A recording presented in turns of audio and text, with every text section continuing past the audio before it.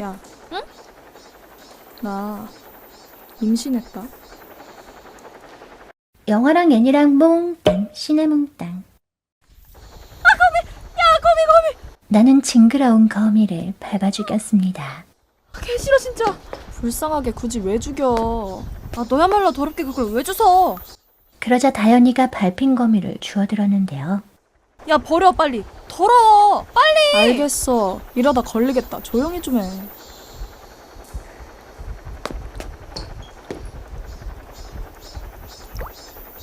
거미는 변기물에 빠져 숨이 막혀갔죠.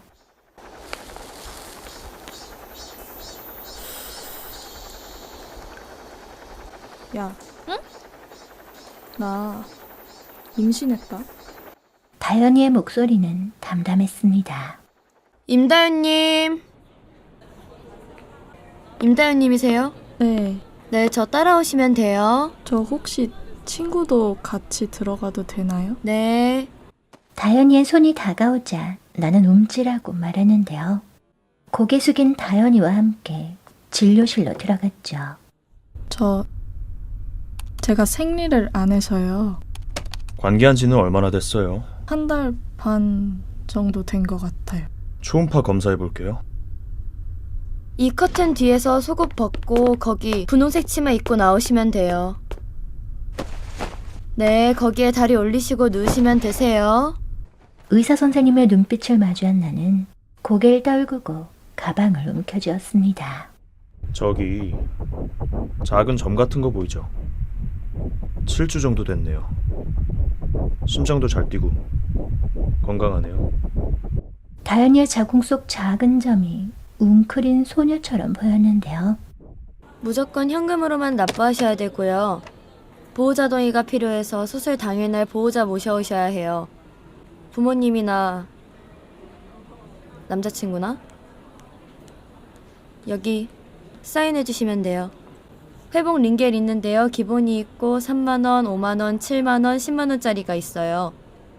가격이 높을수록 자궁이 정상으로 돌아오는 속도가 빨라지고요.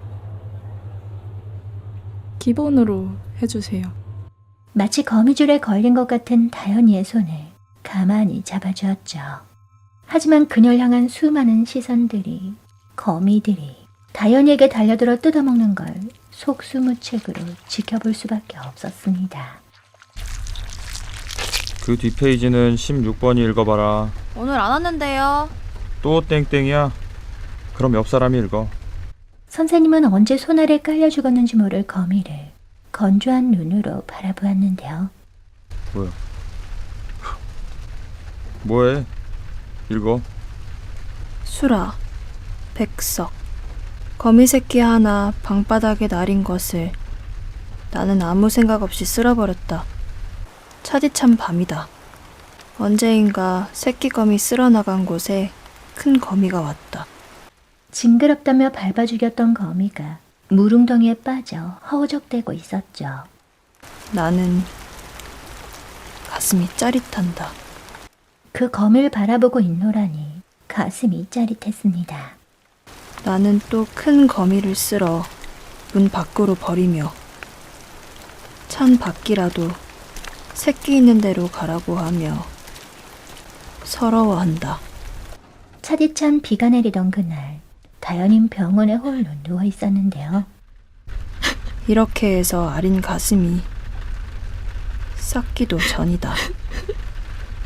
울고 있는 다현이의 손을 가만 잡아주었죠. 나는 가슴이 메이는 듯하다.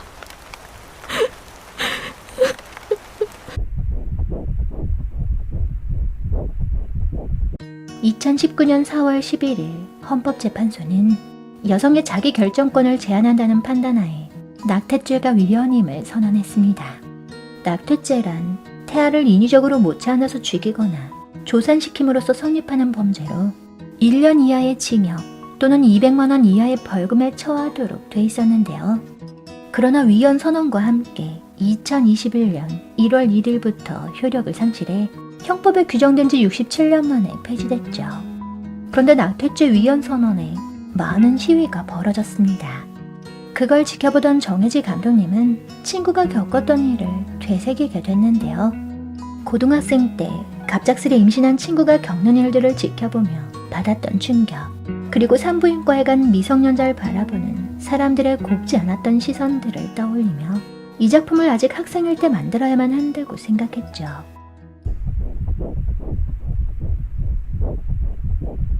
수라는 친구의 임신으로 인한 감독님의 혼란스러운 감정들을 바탕으로 고등학생 때 배운 백석 시인님의 수라라는 시와 접목시킨 작품인데요. 수라는 불교 용어 아수라의 줄임말로 싸우길 좋아하는 귀신 또는 싸움을 부추기는 귀신이라는 뜻과 혼란스러운 공간 또는 싸움이 끊이지 않는 지옥이라는 뜻을 가지고 있습니다. 이러한 수라가 가진 의미와 함께 백석 시인님의 수라가 상징하는 바가 당시 감독님과 친구가 겪었던 상황을 표현하는 데 걸맞다고 생각하셨다는데요. 시 속에서 거미를 바라보는 화자의 감정은 아무 생각 없이 가슴이 짜릿한다, 서러워한다, 가슴이 메이는 듯하다, 서럽게 한다, 슬퍼한다로 무심함에서 연민과 슬픔으로 변화해 가는데요.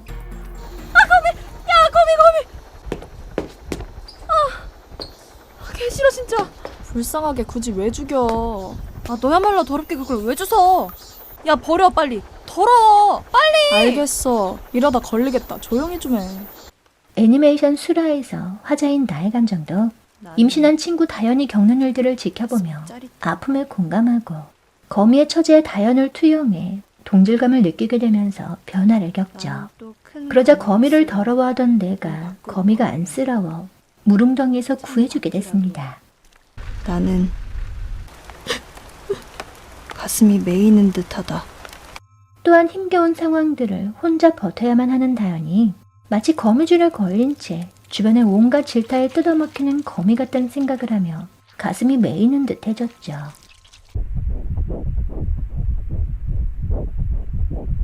수라에서 거미는 다양한 의미와 상징을 가진 존재로 등장합니다. 백성님의 수라는 가족 공동체 붕괴로 인한 아픔과 그 회복에 대한 소망, 그리고 거미의 상황에 자신의 처지를 투영하며 가족에 대한 그리움을 드러내고 있는데요. 여기에서 화자는 자기도 모르는 사이 거미 가족을 헤어지게 만든 것에 대해 슬퍼하죠. 거미를 단지 징그러운 곤충으로 보지 않고 가족 구성원으로 바라보고 있는 겁니다. 애니메이션 수라에서도 뱃속의 아이가 다연이의 가족 구성원이 될 수도 있었을 텐데요. 하지만 세상의 차가운 시선과 여러 가지 현실적인 문제 때문에 결국 낙태를 선택했죠. 그렇게 소녀의 공동체는 시작하기도 전에 해체돼 버린 겁니다. 또한 수라에서 거미는 다연이와 같은 처지에 놓인 소녀들을 상징하고 있는데요. 세상은 다연이와 뱃속의 아이를 징그러운 거미 보듯 차갑게 바라보았죠. 사람들의 온갖 비아냥과 비난을 받는 미성년자 미혼모들의 처지가 징그럽다며 사람들에게 밟혀 죽는 거미의 처지와 다를 바 없어 보였습니다. 덕분에 그녀는 완전히 고립돼 버렸죠. 수라에선 다연이를 뜯어먹는 시선들도 징그러운 거미로 표현됐는데요. 저기 작은 점 같은 거 보이죠? 7주 정도 됐네요. 건조하고 차가운 시선을 보내는 의사 선생님. 무조건 현금으로만 납부하셔야 되고요. 보호자 동의가 필요해서 수술 당일날 보호자 모셔오셔야 해요. 부모님이나 남자친구나? 어딘지 불편하게 바라보는 간호사 선생님. 거미를 짓눌러 죽이고도 아무런 의식조차 없는 학교 선생님. 뭐야? 어린 소녀에게 도움을 주기는커녕 방관만 하는 어른들. 남의 아픔에 조금의 배려도 없는 사람들도 거미와 다를 바 없었죠.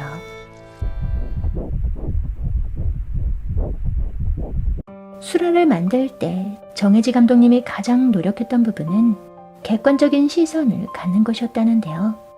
낙태에 대해 찬성한다 또는 반대한다는 개인적인 생각은 배제하고 감독님이 당시 느꼈던 감정이나 상황에만 집중하며 작업하셨죠.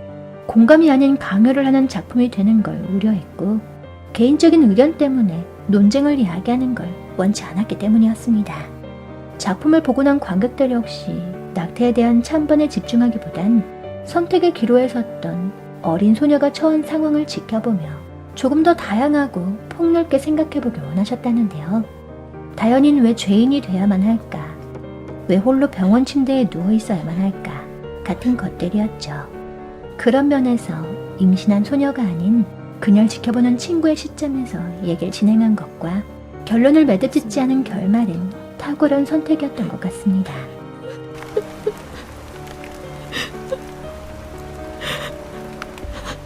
구독과 좋아요, 알람 설정해주시면 시네몽땅이 행복할 예정이에요.